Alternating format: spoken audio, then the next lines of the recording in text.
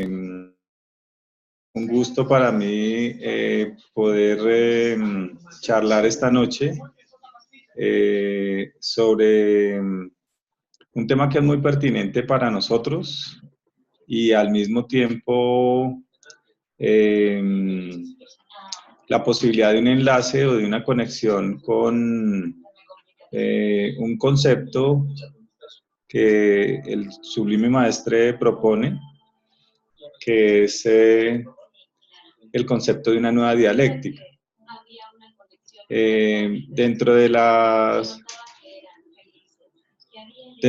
posibilidades del conocimiento o dentro de las posibilidades de comprensión de la manera como se ha desarrollado la ciencia, el arte o las distintas disciplinas del conocimiento, podemos ver que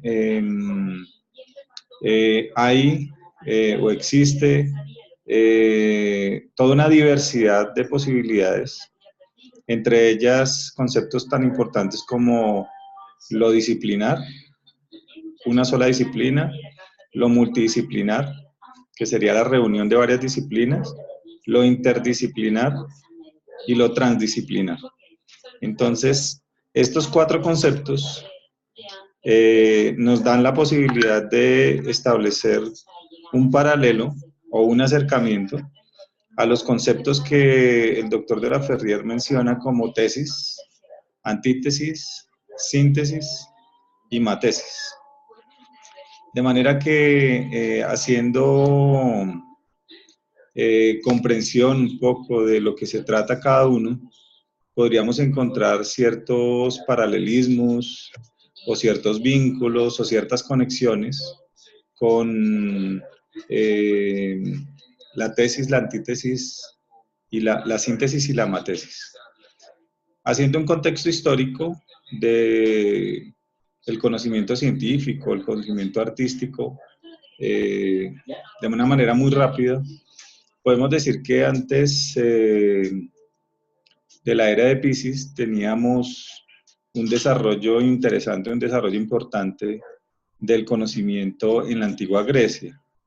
Sabemos que el conocimiento, como lo dice el maestre, no es exclusivamente occidental, sino que también hay una posibilidad de encuentro de múltiples opciones en Oriente. Pero digamos que si dentro de la literatura buscamos, nos encontramos con que el maestre menciona dos lugares en Grecia antes de la era de la llegada del cristianismo, donde se están desarrollando profundas investigaciones, que es la antigua Alejandría. Allí encontramos dos lugares puntuales, el Serapeión y el Museión. Allí hay investigadores muy importantes que están haciendo todo un proceso de investigación y de constatación empírica de los conocimientos que después nos van a legar a lo largo del tiempo. Dentro de estos encontramos a la sabia griega Hipatía. Hipatía es un gran antecedente en la física de las leyes de Kepler, va a ser retomada justamente por él. Encontramos a Eratóstenes, que está desarrollando la geografía científica. Encontramos a Lisístrato, que está desarrollando la medicina científica. Él era un discípulo de Hipócrates.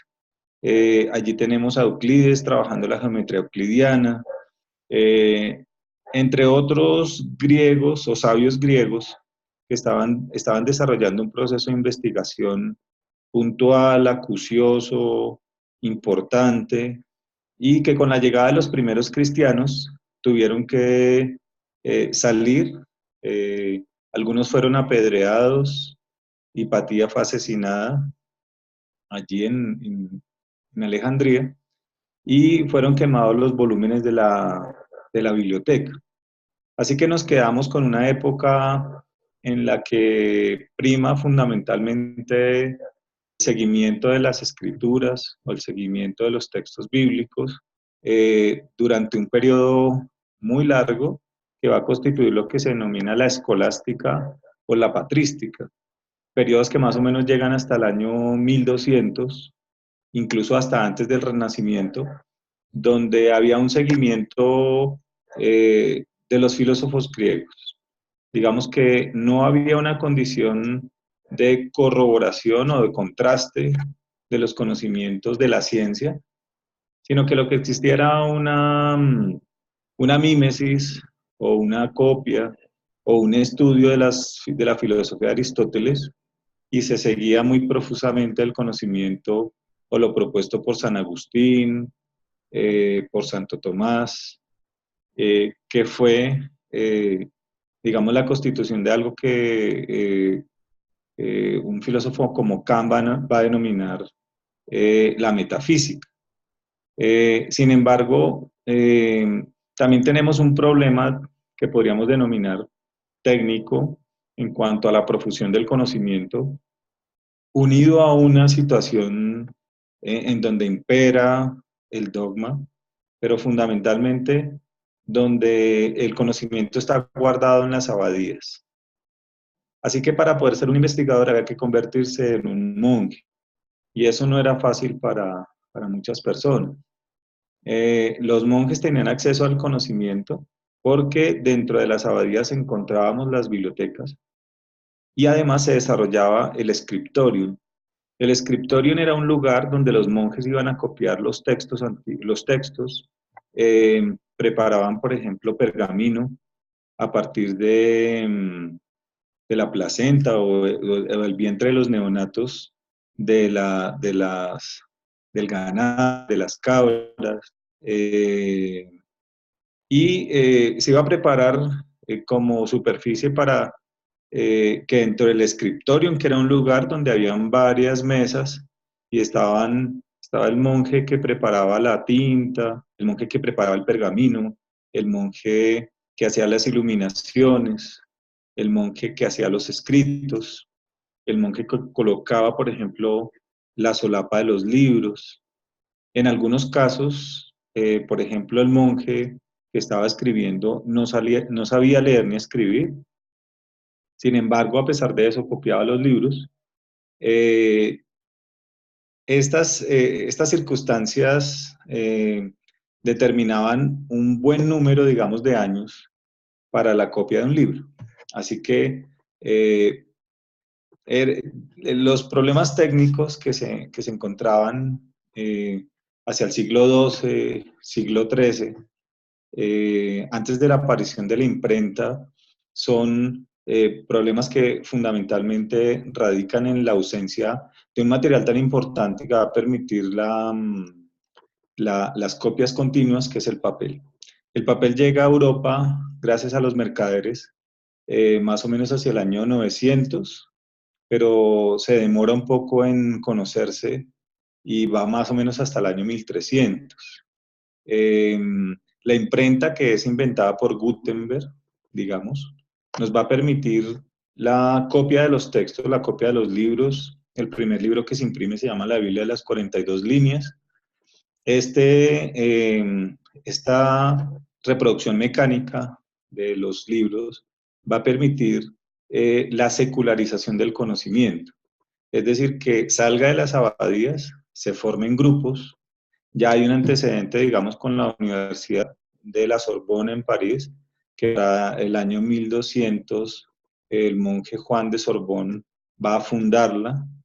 Sin embargo, aún no se crean las escuelas, sino son básicamente centros donde se reúnen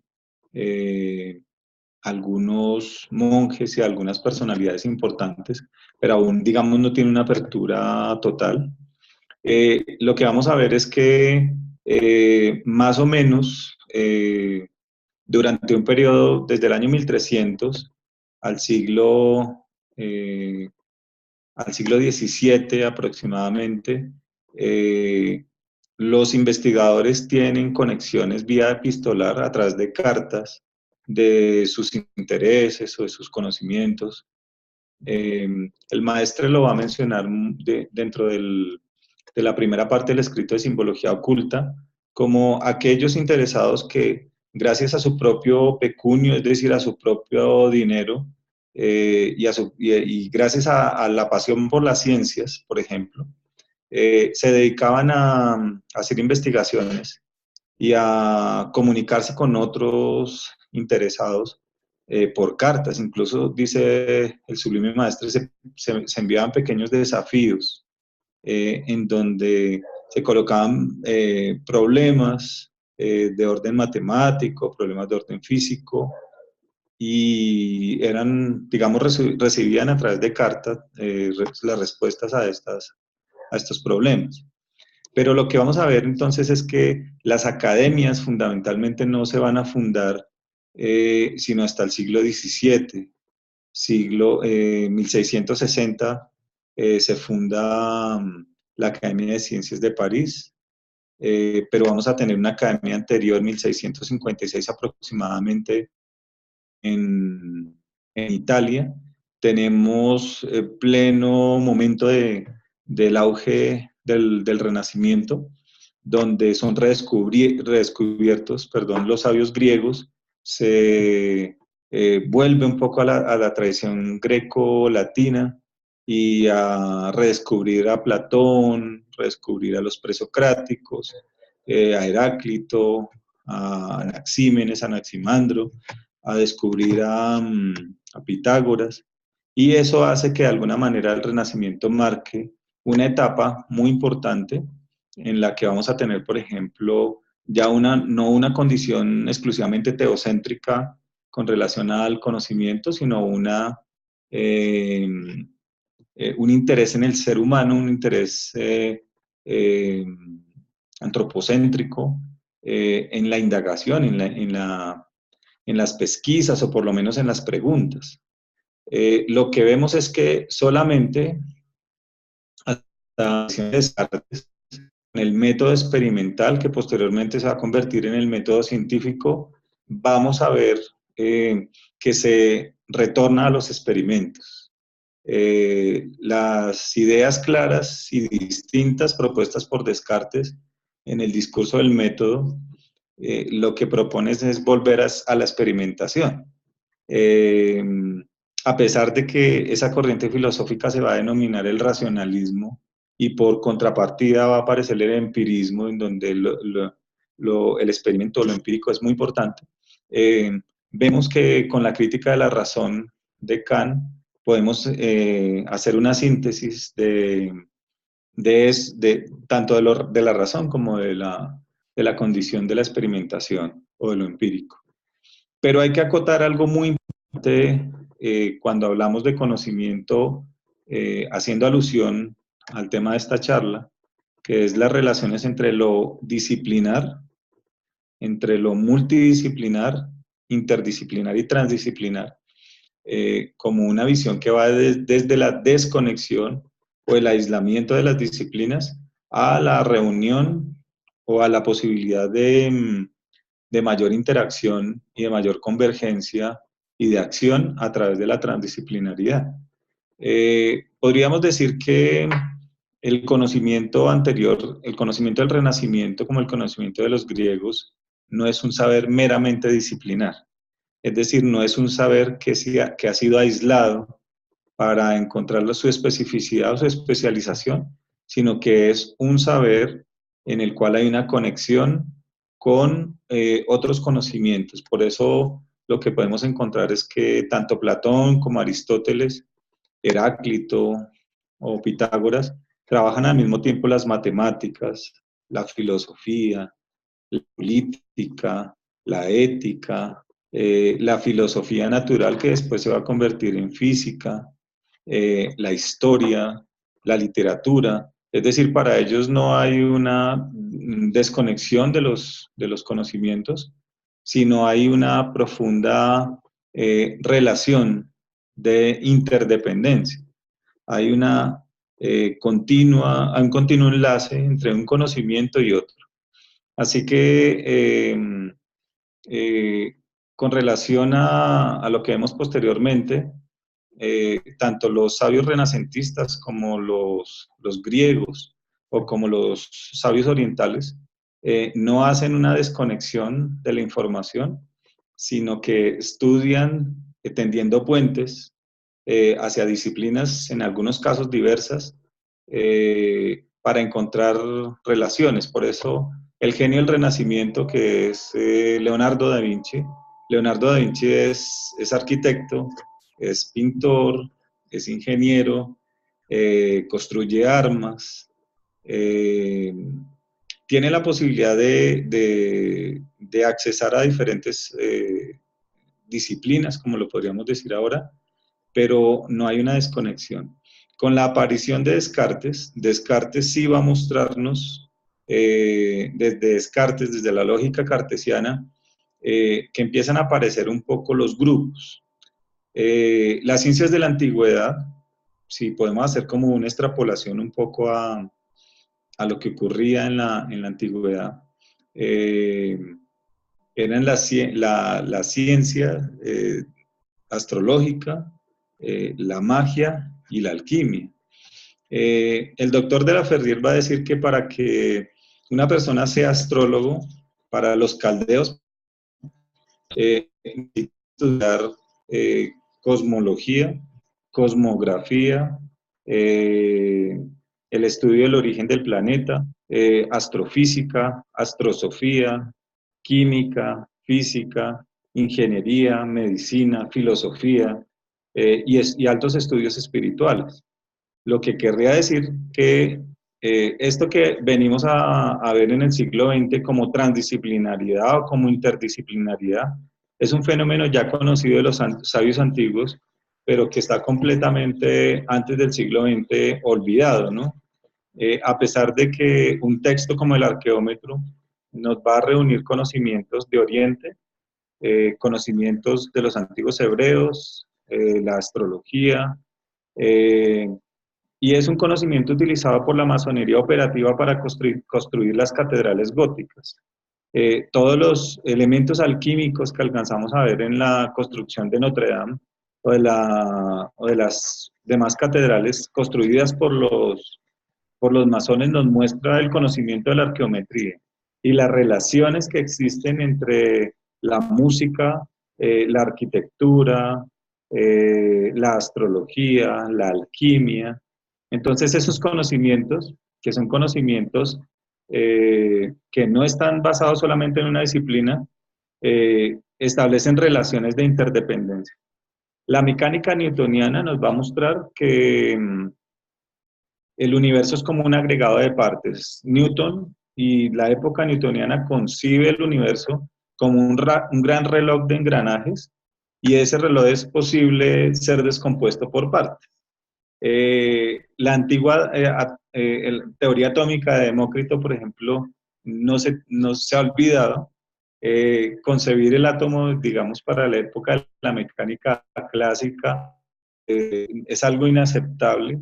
Así que se concibe el universo como un agregado de partes, como un gran reloj que se puede descomponer. Y al descomponerse es posible entonces configurar una disciplina por cada parte de lo que vamos a estudiar, por cada parte de un objeto de estudio y crear una especialización. Entonces hay un gran paradigma desde esa época que la vamos a conocer como la época moderna y es el paradigma de las ciencias naturales. Lo que interesa para esa época es fundamentalmente la medición. Eh, el eje, la línea que conduce la investigación científica de la modernidad es la medición. Lo que no se pueda medir no existe. De manera que tanto las ciencias naturales como las ciencias humanas que van a aparecer para ese momento, todas ellas utilizan el mismo paradigma. Medir es la noción fundamental. Es decir, hay que buscar un método que nos permita medir y cuantificar. Allí va a venir una separación que va a terminar con un gran problema, va a generar un gran problema para el siglo XX, que después más o menos hacia el año 1920 se intenta remediar, y es la división entre lo cuantitativo, lo que se puede medir, y lo cualitativo, que es aquello que no es medible y que se queda en el margen de las estadísticas, y sin embargo no deja de ser importante en la investigación. Entonces, aparecen las disciplinas, en la época moderna va a aparecer, gracias al método experimental o gracias al método científico, se va a medir, por ejemplo, la astrología y nos va a aparecer la astronomía. Se va a medir la, la alquimia y aparece la química. Y de alguna manera la física es un poco la medición de la antigua magia. Entonces, aquí vamos a ver la parte cuantitativa de esas ciencias, pero se ha dejado de lado la parte cualitativa y por lo tanto, lo que el maestro menciona como la astrosofía, que es la unión entre lo cuantitativo y lo cualitativo con un fin y un carácter más del espíritu. Ahí vamos a tener unos problemas que van a ser muy fuertes a lo largo de 300 o 400 años en la concepción del conocimiento en Occidente, porque eso no está pasando necesariamente en Oriente, o no está pasando necesariamente entre los indígenas americanos o incluso los indios norteamericanos, porque Occidente va a concebir a través de las academias que se van a fundar en Europa, como las universidades también que se van a fundar en Europa, en Alemania, en Italia, y es la especialización del conocimiento. Allí van a aparecer entonces las ciencias naturales como las conocemos hoy en día, que tienen más o menos 450 años, en comparación a la antigua magia o a la antigua alquimia, a la antigua astrología, que tienen 15, 20 mil y no sabemos, digamos, el origen porque se pierde en la noche del tiempo. Pero el énfasis que se hace en lo disciplinar es tan fuerte que los científicos o los artistas dejan de tener la posibilidad de comunicarse y por lo tanto de interactuar. Va a ser muy difícil que lo hagan.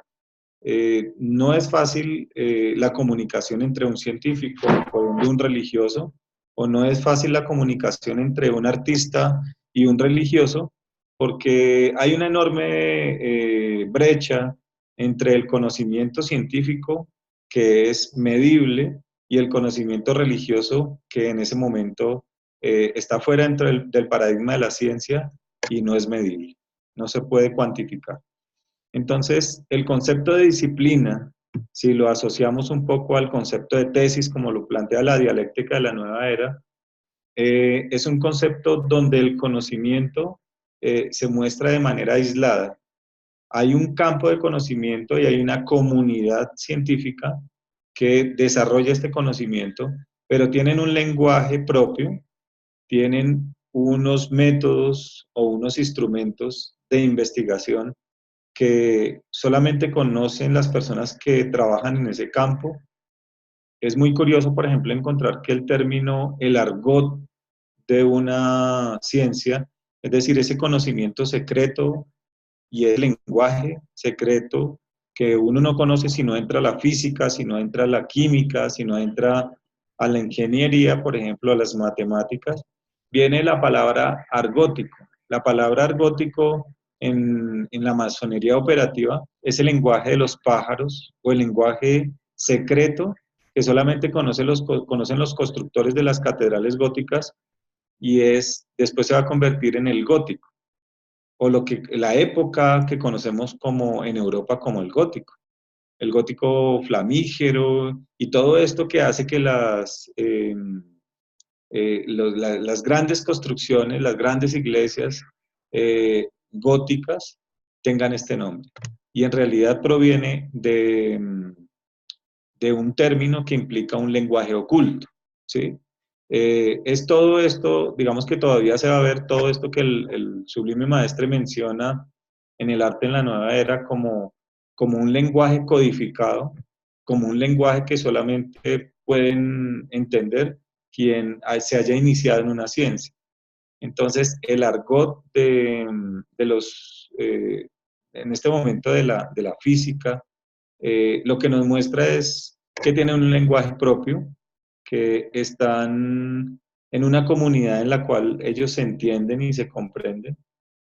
Son especialistas en ese tema, tal vez no sean especialistas en otros temas, pero tienen a su favor que escriben sus memorias. Entonces, la gran tradición escrita permite que podamos, digamos, tener un, un, un gran acervo histórico de los conocimientos científicos, artísticos, técnicos, etcétera, etcétera. Y gracias a esa tradición que todo el tiempo se está refinando y está registrando sus descubrimientos y las conclusiones de sus investigaciones, podemos tener un conocimiento especializado que después se va a convertir en una disciplina que es enseñada formalmente en los centros superiores o en las universidades.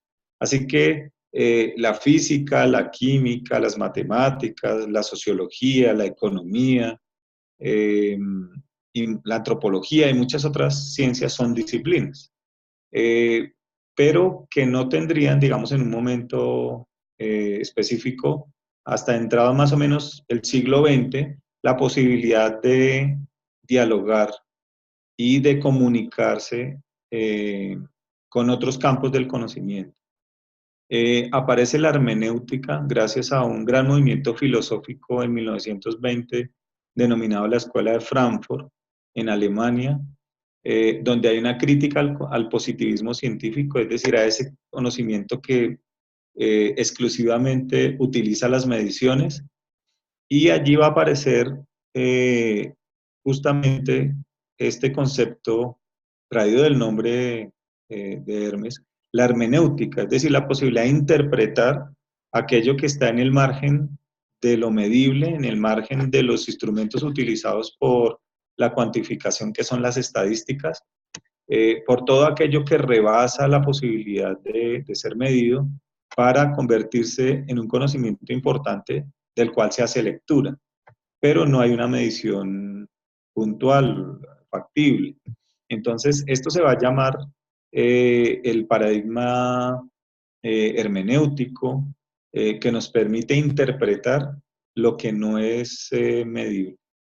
De ahí en adelante, lo que vamos a ver más o menos hasta 1950, 1900, digamos, podemos decir que el sublime maestre es un gran antecedente del fenómeno interdisciplinar y transdisciplinar, que incluso eh, no se nombra sino después de la década del 70, aquello que es transdisciplinar, un poco entendido como interdisciplinar, que sí se nombra más o menos en 1928, y es que hay objetos de estudio que necesitan una lectura por varias disciplinas, porque no se pueden desarrollar con el conocimiento de una disciplina.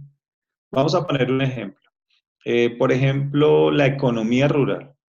Dentro de la economía rural necesitamos conocimientos de geografía, eh, necesitamos conocimientos de meteorología, pero también necesitamos la convergencia de una persona que trabaje también el tema social o sociológico o incluso político, porque esta producción no es exclusivamente los factores bióticos o biológicos, sino también la relación que se tiene con los factores sociales, culturales o políticos de una región, e incluso cosmológicos, ¿no? Aquello que los campesinos mencionan como la necesidad de sembrar en la luna llena, la necesidad de sacar las raíces en menguante para que profundicen y vuelvan a utilizarse, vuelvan a sacarse, perdón, en creciente para que los tallos puedan crecer más rápido.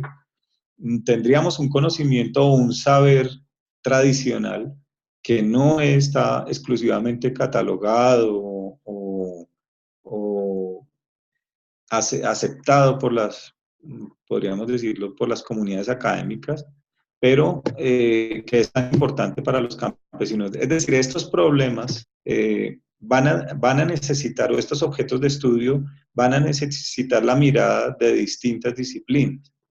Así que se empieza a hablar desde 1928 sobre la necesidad de la interacción de las disciplinas para resolver situaciones teóricas o prácticas que rebasan el límite de una sola disciplina. Lo que vamos a ver es que posteriormente tenemos lo multidisciplinar. Hay un caso específico y es la medicina, donde vemos que los distintos especialistas se pueden reunir para tratar un problema de un paciente o de una enfermedad o una condición epidemiológica que requiere la asistencia de varios especialistas y todos atacan el mismo objeto de estudio desde distintas ópticas, que son ópticas producidas por su especialidad, pero que no se comunican y que les cuesta trabajo interactuar entre sí, porque hay una condición de integración, más no de interacción. Eh, Edgar Morin nos va a mostrar entonces tres conceptos que son importantísimos en ese sentido del cambio, de los cambios que ha tenido el conocimiento, la condición epistemológica, y es el aislamiento, que es lo que las disciplinas manifiestan, la integración, que es lo que después vamos a ver dentro de la multidisciplinaridad. No hay conexión, no hay relación, no hay trabajo colaborativo, sino que hay un trabajo aislado pero integrado. Y la interacción que nos lo va a dar la interdisciplinaridad o la transdisciplinaridad, con la posibilidad de la transferencia de métodos entre disciplinas que no son comunes. Entonces, lo que muestra de alguna manera ese nuevo objeto de estudio es que tenemos que interactuar. Los problemas resultan ser complejos. Los problemas no son problemas que se puedan resolver con un solo conocimiento, sino que requieren de la asistencia, de la colaboración, de la interacción y de las preguntas hechas desde disciplinas diversas para poder entender desde mi disciplina una cara de un fenómeno. La realidad es compleja, nos va a decir Morán, no complicada, compleja. La palabra complejidad viene de la palabra latina complexus, y complexus viene de plexo. El plexo es una reunión de venas y arterias, de nervios, y es profusa, es un tejido. Entonces, lo que va a buscar la interdisciplinariedad es de qué manera podemos establecer unas relaciones comunes, un tejido común entre disciplinas para mirar un objeto de estudio. El calentamiento global podría ser un buen ejemplo de una realidad compleja que no se puede mirar solamente desde la física, desde la biología, desde la química, desde la cosmología, sino que requiere la asistencia, por ejemplo, de personas que trabajan la cultura, del sociólogo, del antropólogo, del político, porque es una realidad que atañe a todas esas disciplinas en su estudio. Es decir, los objetos de estudio desde la modernidad son objetos de estudio que se separan, ¿no? Que se aíslan, se rompen en partes para poder ser estudiados y es entendible que sea necesario cortar o fragmentar un objeto de estudio, un tema, para poderlo estudiar, pero lo que se olvida en la modernidad es la reunión de todas sus partes. No es igual la fuerza de las partes a la fuerza del todo, ¿sí? Eh, lo que, lo que es necesario entender es que el pensamiento de la modernidad es un pensamiento muy del signo de Virgo, es separatista, es pormenorizado, es especializado, es meticuloso, utiliza mucha modelización matemática, utiliza mucho el número, pero no reúne las partes y empezamos a tener grandes dificultades porque lo que vemos como la revolución industrial es todo un proceso que nos va a dejar grandes avances técnicos, tecnológicos, pero nos va a dejar también un gran desastre ambiental, producto de la dificultad de ver la complejidad de la vida o la complejidad de los objetos, la complejidad de lo natural, eh, y solamente, digamos, hasta 1940 se dan cuenta o empiezan a darse cuenta que se están produciendo muchos objetos. eh, Hay que incluso diversificar el mercado, pero empiezan a ver un poco las dificultades que tiene el hecho de no reciclar sus elementos. Haciendo una relación con lo que les vengo planteando en cuanto a la dialéctica propuesta por el maestre, quiero poner un antecedente. Antes de hablar más profundamente de interdisciplinaridad y transdisciplinaridad. En el siglo XVII, siglo XVIII, dentro de la escuela del pensamiento idealista alemán, nos va a aparecer un filósofo tan interesante que es Hegel.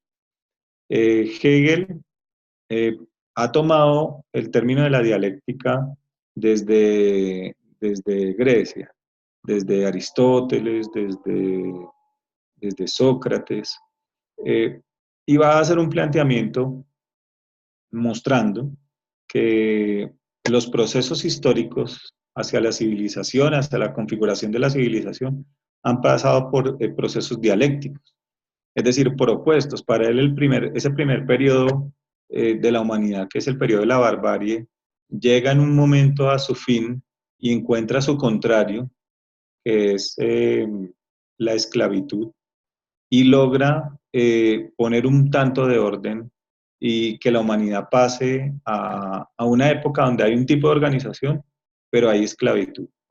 Eh, esa condición del esclavo va a generar un opuesto, porque vemos siempre que la dialéctica plantea tesis, antítesis, eh, un opuesto que es el mundo feudal. Ese mundo feudal, que es un mundo donde hay un nivel de organización, ya no va a constituir un mundo esclavista, sino es un mundo de amo y siervo. Es decir, hay un contrato entre alguien que cuida y hay un contrato entre alguien que trabaja. Alguien que trabaja la tierra para alguien que le cuida y hay un mutuo beneficio. Ese mundo, digamos, va a tener muchas más posibilidades que el mundo esclavista y va a encontrar, digamos, todo un caldo de cultivo en la aparición de algo que se va a denominar históricamente como la burguesía liberal o el mundo, ese mundo burgués donde aparecerá al contrario a ese fenómeno feudal que es el capitalismo. Hegel dice que el opuesto entonces de ese mundo estará por nacer y posteriormente veremos que es toda la política y la teoría del capital propuesta por Karl Marx acerca de un mundo socialista, que sería lo opuesto a ese mundo capitalista. Pero lo planteado, digamos, por Hegel es, sobre todo en el arte, que es de lo más interesante, es cómo hay una necesidad de una fenomenología del espíritu. Ese primer Hegel que vemos en su texto de la fenomenología es un gran místico. El planteamiento para Hegel es que la tesis la vamos a encontrar eh, unida a la antítesis y a la síntesis dentro de la práctica artística.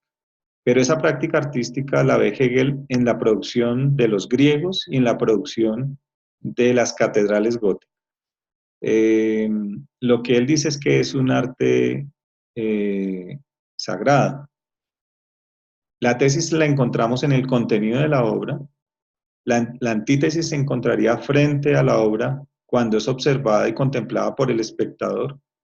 Y la síntesis es la profusión y la aparición de la conciencia en el espectador cuando analiza el contenido de la obra de arte y logra una espiritualización producto de la contemplación. Es decir, que ese Hegel eh, que muestra una dialéctica en el arte, es de alguna manera cercano a lo que queremos proponer ahora, con lo que el maestro presenta sobre la tesis, la antítesis, la síntesis y la amatesis, agregando este concepto de matesis que es la vivencia de la síntesis. El maestro menciona entonces que la tesis sería el conocimiento de las ciencias llamadas oficiales, el conocimiento de las ciencias sublimes, que en este caso son la astrología o cosmobiología, la magia, la alquimia, la cábala, unidas a las ciencias oficiales. Tendríamos un fenómeno de antítesis que encontraríamos en el conocimiento religioso de las 5 religiones más importantes, pero también de las religiones, digamos que no serían tan importantes. Encontramos, por ejemplo, la unión al conocimiento eh, místico de las sociedades secretas y el conocimiento de lo que podríamos denominar el chamanismo o podríamos denominar los cultos primitivos. Allí encontramos la antítesis.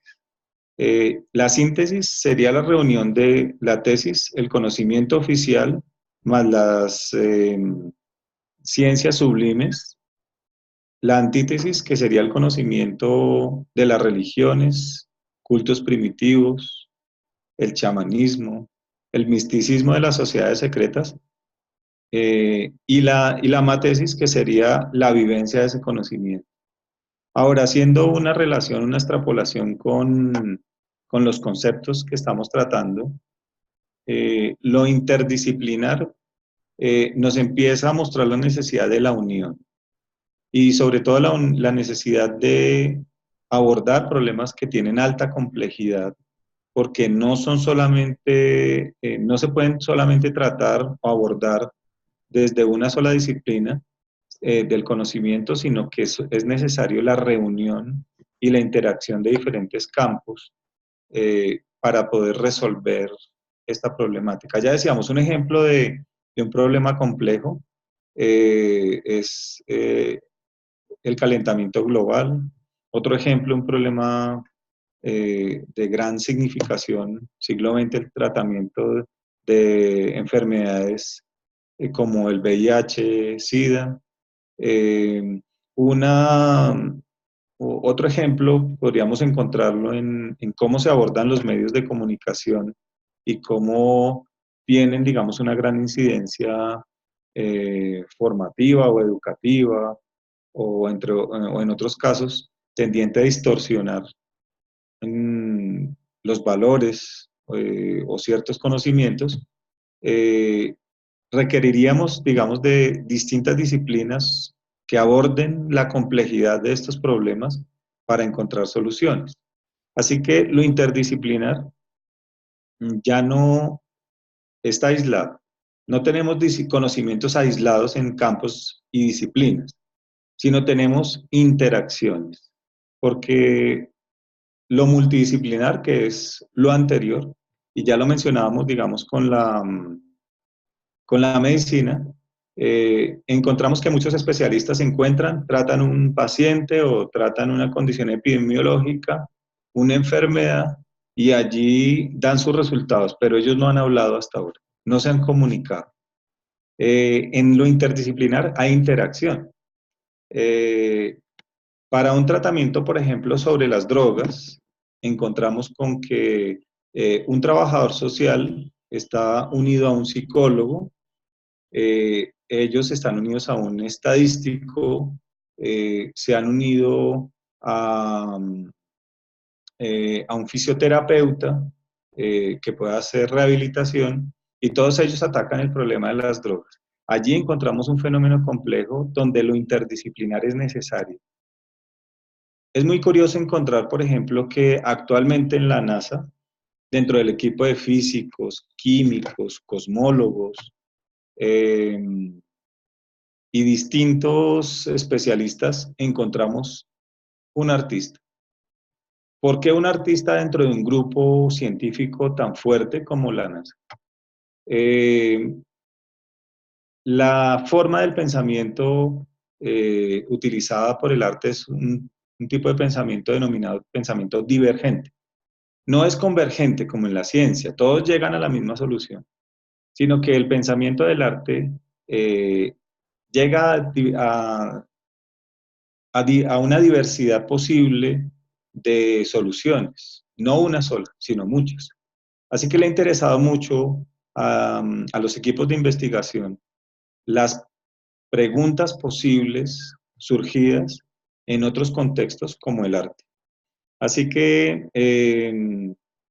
el artista que en este momento en la NASA se encuentra les ha permitido preguntarse por otras cosas.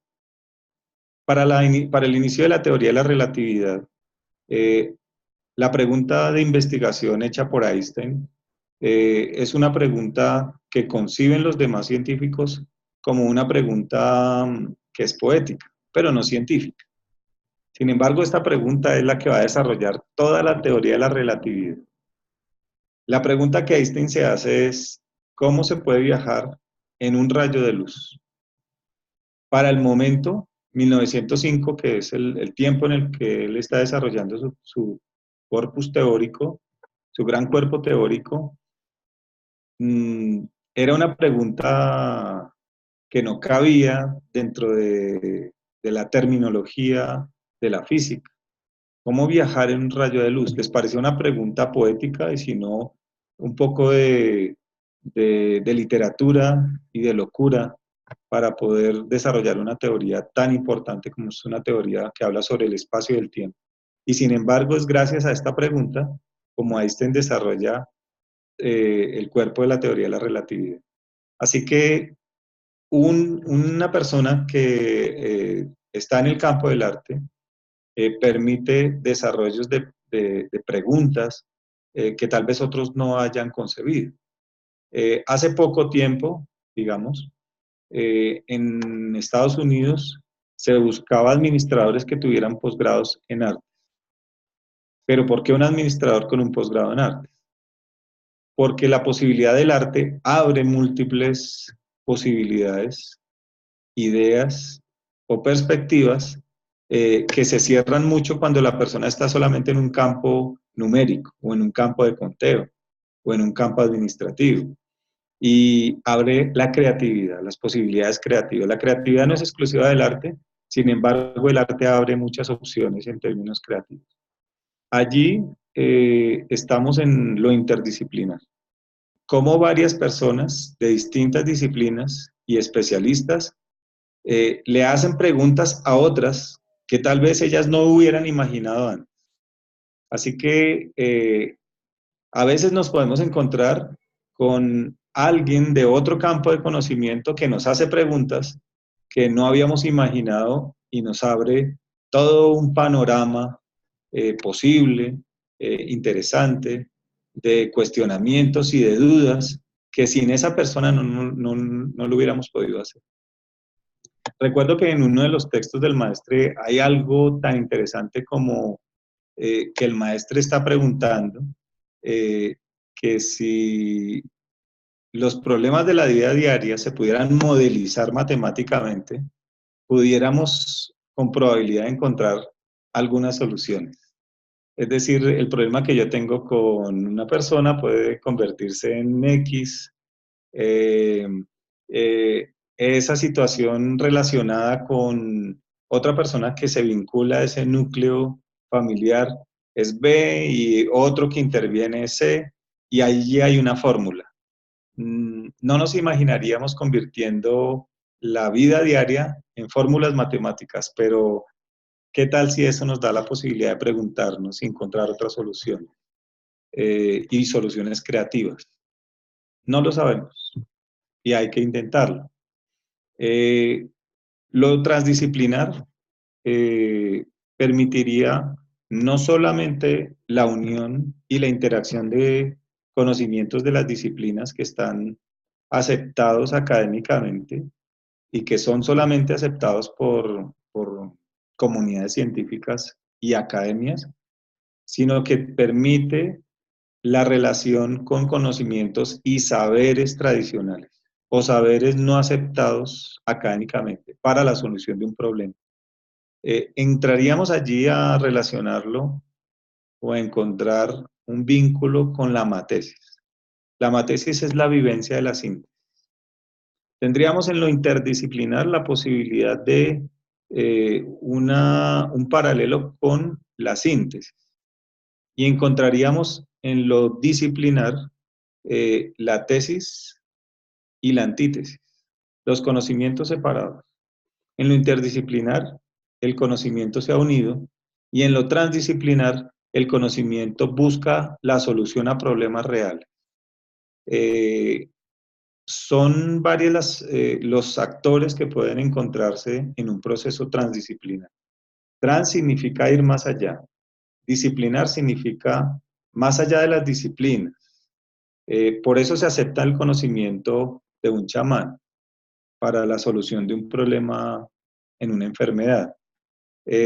Por eso se acepta el saber tradicional indígena para la solución de cosechas o la pervivencia de ciertos animales o incluso el tratamiento de plagas. Esta solución, la búsqueda de las soluciones, es lo que más importa. No importa el conocimiento que estaba aceptado y avalado académicamente con exclusividad, sino el conocimiento que nos permita llevar a soluciones reales a problemas que se viven y que las comunidades experimentan. Así que puede haber un actor político que lleve a la búsqueda de una política pública, puede haber la voz de la comunidad misma que busca solucionar ese problema, la voz de los académicos que se encuentran en los centros universitarios, la voz de personas que tienen un conocimiento técnico. Así que lo transdisciplinar borra el límite de las disciplinas, trata de solucionar problemáticas que estamos viviendo y que se necesita el concurso de todos, y lo fundamental es la solución de problemas. Si no se solucionan problemas, el proceso transdisciplinario, el proyecto transdisciplinario no funciona, no sirve.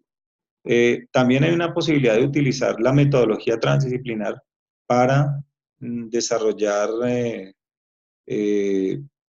condiciones teóricas. Y en esas condiciones teóricas encontrar conocimientos que vienen de diversos puntos.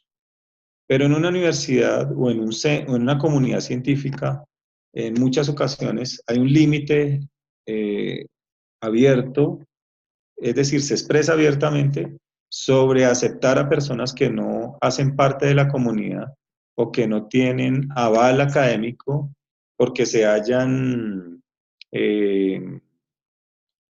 especializado, porque tengan un título, porque hayan sido egresados de maestrías o doctorados en los cuales se avala que tiene ese conocimiento. Es muy importante para la universidad en muchos casos y sobre todo para los desarrollos de la investigación matemática, científica, artística, que el especialista tenga un aval académico. Pero en lo transdisciplinar no. En lo transdisciplinar nos podemos encontrar, por ejemplo, con un médico. Hay un ejemplo aquí en Bogotá muy interesante de un médico, su nombre es Carlos Plencia. Fue desahuciado por cáncer.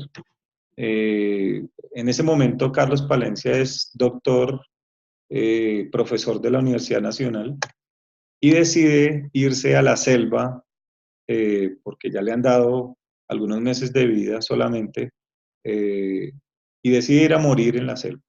Así que él va al Baupés, al Amazonas, alguna de estas zonas, y allá se encuentra con un taita que le aplica unas inyecciones, un medicamento que el taita coloca de manera intravenosa y que soluciona el problema del cáncer terminal. Él está completamente impresionado. El doctor Carlos se dedica a estudiar qué fue lo que pasó con ese medicamento y a interesarse por la síntesis de ese medicamento de manera química y bioquímica y logras sintetizar unas inyecciones que ahora coloca a sus pacientes. Bueno, toda la herencia intelectual y científica la ha dejado a su hijo y él la utiliza para tratar diferentes tipos de esta enfermedad en pacientes en Bogotá. Así que a Carlos Palencia no lo cura, digamos, la medicina tradicional alopática, sino lo cura la medicina del saber tradicional indígena o saber tradicional de la selva, de los habitantes de la selva, eh, y soluciona un problema real que es un cáncer terminal. Para lo transdisciplinar es muy importante, entonces, la solución de un problema. Y no importa si ese problema tiene una condición donde no hay un aval académico o un aval técnico, sino que son diferentes actores los que tienen la posibilidad de intervenir, de participar, de comunicar su saber o sus conocimientos y solucionar entre todos un problema real. Aquí lo que vemos entonces es la unión de la comunidad, la unión de la academia, la unión de el saber técnico y la unión de la política para la creación de políticas públicas. Lo transdisciplinar entonces podríamos establecerlo como o relacionarlo con la matesis. La matesis es la vivencia de la síntesis, ese conocimiento que nos hace mejores, pero a través de la práctica. Y eso es lo que importa o lo que es definitivo, digamos, en la aplicación del conocimiento, la transformación, el cambio. Estas posibilidades se dan siempre y cuando haya un gran principio ético. Es decir, lo axiológico es muy importante.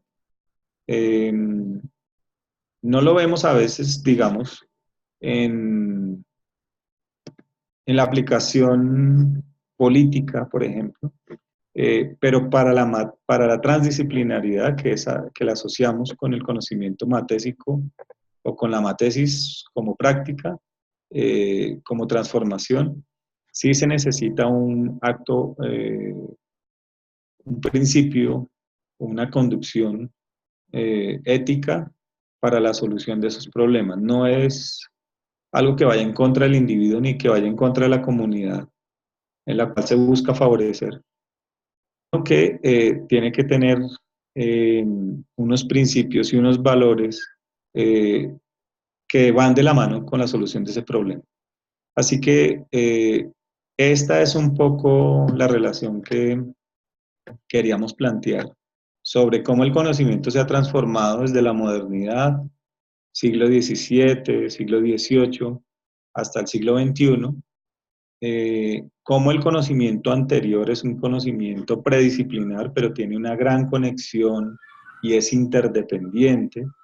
Lo vemos en el Renacimiento, en Grecia, en Roma, lo vemos en Oriente, pero también, digamos, lo estamos empezando a contemplar en el siglo XXI, con un gran antecedente, y es el doctor de la Ferrier.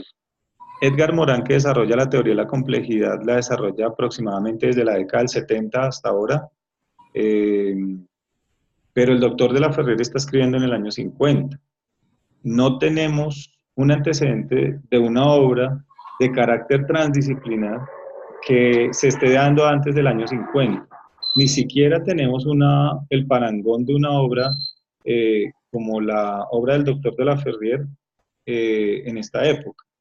Hay autores que han unido ciencia, arte, religión, filosofía, pero no han llegado a ese conocimiento profuso, que es el conocimiento de lo iniciático, o es el conocimiento de tradiciones incluso que ya tienen lenguas muertas, conocimientos antiguos, conocimientos orientales, occidentales, conocimientos que en algunos casos no conocemos completamente quiénes son los divulgadores, pero que es un conocimiento, digamos, de un gran valor por las relaciones que se establecen.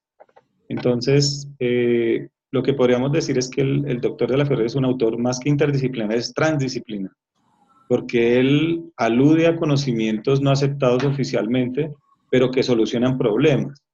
Cuando él dice, y lo menciona en el yogismo, como la yoga como un proceso de realización ontológica, lo que nos está diciendo es que aquí hay la solución de un problema.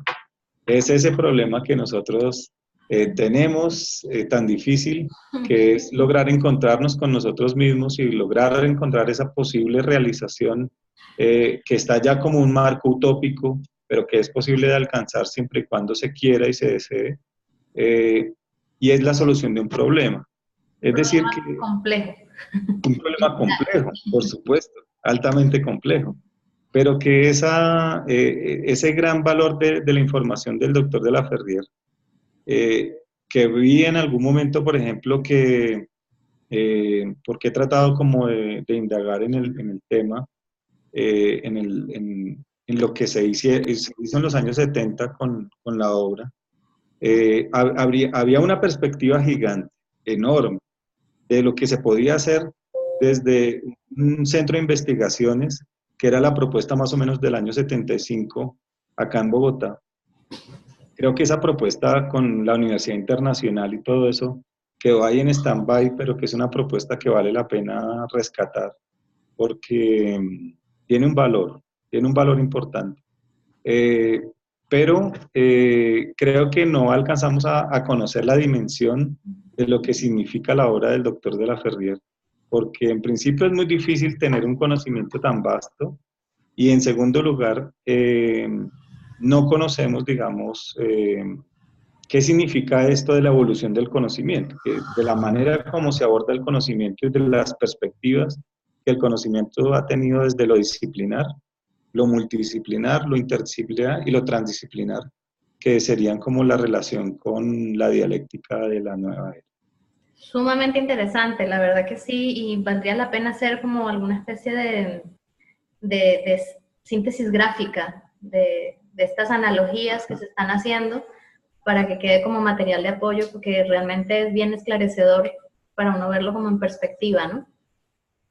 Por ejemplo, se me ocurrió un ejemplo de un caso también pues actual por la difusión que está teniendo, aunque también data de algunas décadas, y es Bert Hellinger, este alemán, que él es médico psiquiatra, a la vez es sacerdote o fue sacerdote, y en su trabajo de misión en África entra en contacto con las comunidades también aborígenes, y entonces ahí adquiere otro tipo de saberes y conocimientos, finalmente deja la iglesia y crea una práctica transdisciplinar que son las constelaciones familiares, ¿no? Y entonces lo puedo entender de esa manera después de entender todo este proceso de cómo se ha ido desarrollando el conocimiento y es más fácil de comprender, ¿no? Entonces sí, sumamente interesante. No tengo preguntas. No sé si la hermana Diana que está escuchando tiene alguna pregunta. Voy a quitar el micrófono para saludarla también. Que el hermano Miguel Díaz también se unió. Ya tiene el micrófono silenciado por su lado. El hermano también se unió, tuvo problemas para escuchar en su aplicación y luego se salió. Pero estamos grabando, voy a parar aquí la grabación para